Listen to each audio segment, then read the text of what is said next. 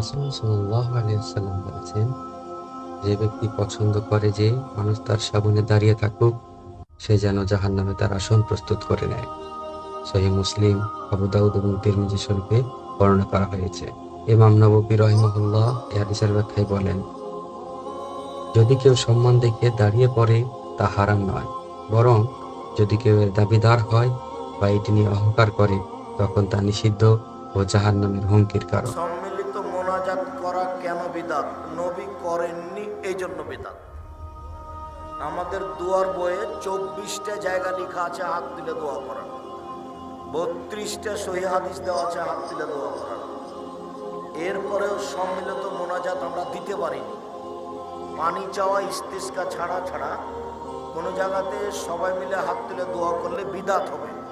হাত তুলে দোয়া করা ব্যক্তিগত ব্যাপার, যার যখন ইচ্ছে।